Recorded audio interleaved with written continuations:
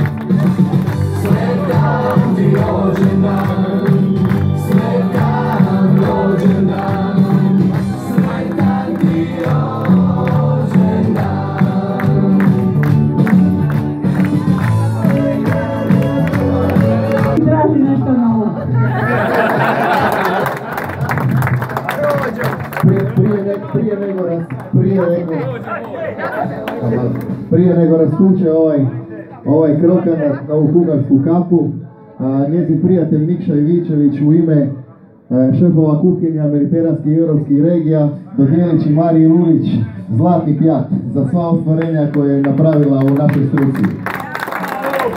Bravo. Naša struka uvijek traži nešto novo.